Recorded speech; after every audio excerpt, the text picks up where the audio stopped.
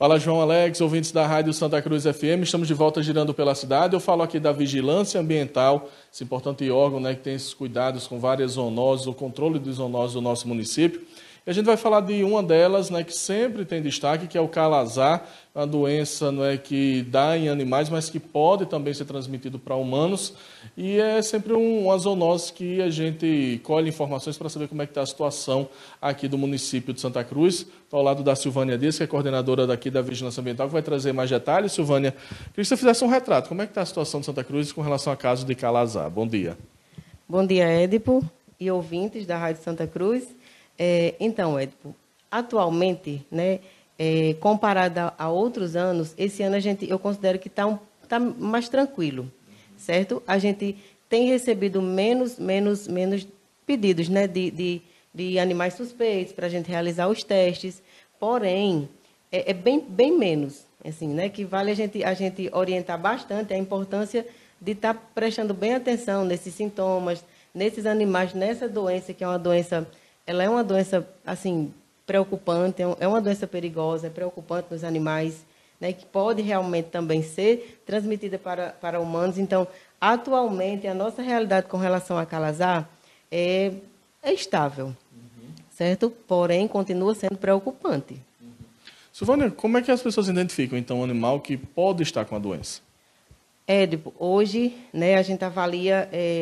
eu tenho um animal, né, e...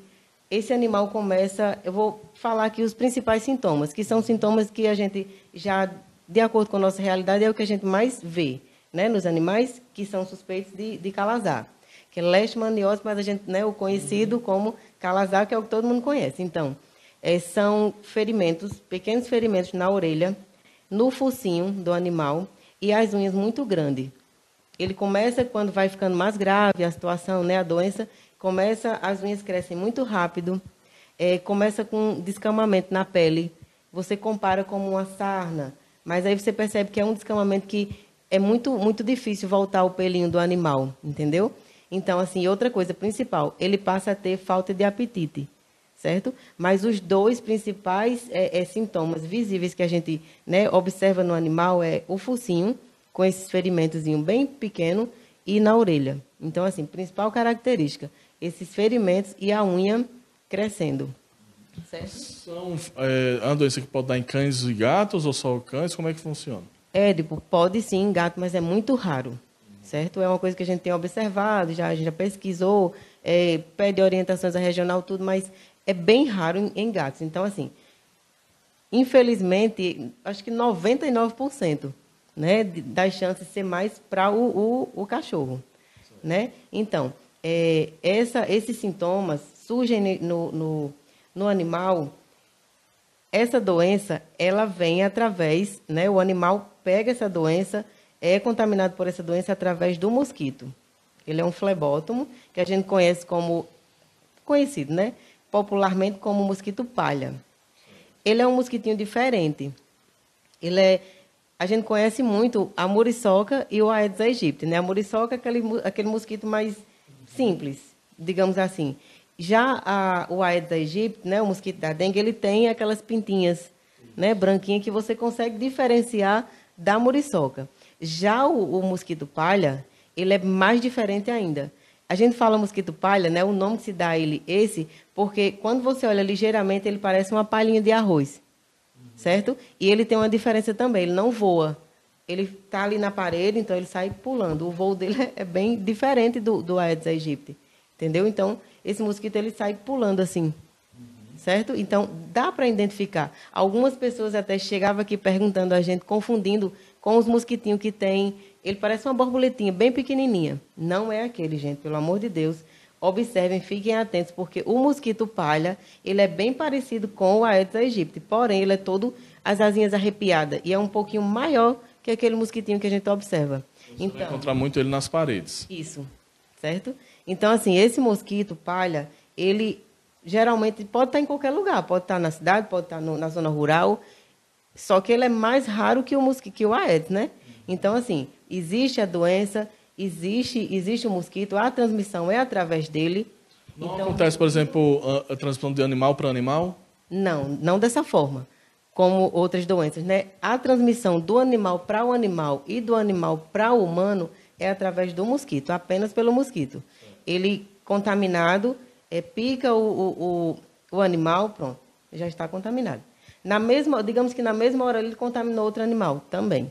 Não é através de mordedura, de arranhaduras, de lambedura, não. É através do mosquito. Então, da mesma forma para o humano, certo?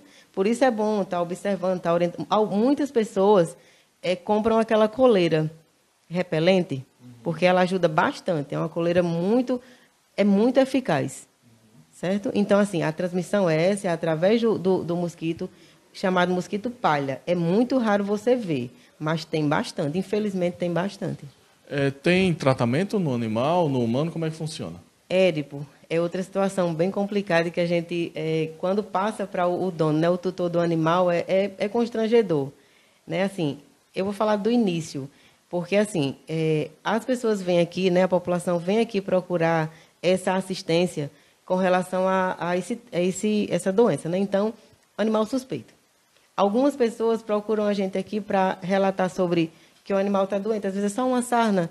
Às vezes o animal também não está mostrando sintomas nenhum, porém está com calazar, certo? Mas alguma coisa diferente vai aparecer no animal. Então, a maioria das pessoas chegam aqui, procura a gente para realizar o teste, né? O município realiza esse teste, a gente recebe através da regional, estado, realiza esse teste, né? Vai até a residência, seja aqui ou seja na zona rural, realiza esse teste. Ele é feito um teste rápido na hora. Aquele teste rápido, a gente vê já lá se dá positivo, se dá negativo, né? Se der positivo, a gente colhe o sangue do animal e envia para o LACEN. Lá é feita a análise, né? E aí, que é o ELISA, né? Aí a gente recebe esse resultado. Se der positivo para calazar, infelizmente, a gente tem que procurar o tutor do animal, explicar como é a situação, porque a doença não tem cura, o calazar no animal não tem cura. Então, a única opção é essa, é fazer a eutanásia. Existe tratamento, sim. Porém, a maioria da população relata que é muito caro, certo? Que não vai curar o animal, vai apenas diminuir os sintomas. Diminui apenas os sintomas do animal. Alguns até nem resistem ao tratamento, certo? Mas existe sim tratamento. Porém, cura não tem. E a orientação é essa. É fazer a eutanásia, sim. Justamente para tirar o animal de circulação, né? Evitar que aconteça danos maiores, tanto ao dono, né? As pessoas que residem naquela casa, quanto para outros animais, porque ela transmite e é rápido. Então, a gente recolhe o animal, dando positivo, e realiza a eutanásia. Comunica ao dono do animal, explica toda a situação, como é feita a eutanásia, tudo dentro da lei, tudo organizado, tudo do jeito que deve ser. E a gente realiza essa eutanásia. Até o recolhimento do animal é tudo de acordo com como deve ser. Então, o pessoal tem que ficar atento, especialmente com esse mosquito, para, vamos dizer assim, evitar que essa doença se propague, né? Certo. Assim, só para deixar aqui, né, a orientação com relação em humanos. Em humanos pode acontecer, sim, também é raro, né? Nós estamos, inclusive, com um caso positivo aqui de uma criança, né, que, graças a Deus, está sendo tratado, está tudo caminhando muito bem, a criança já está bem. Humanos têm cura. No humano tem cura sim. Inclusive, é isso. Se a gente percebe, tem um animal em casa, percebe que aquele animal está com esses sintomas, procure imediatamente a vigilância para que a gente possa ir lá e realize esse teste. Inclusive, né, o que eu quero frisar aqui, que a pessoa se preocupe também com as pessoas que têm em casa, se apareceu com alguns sintomas.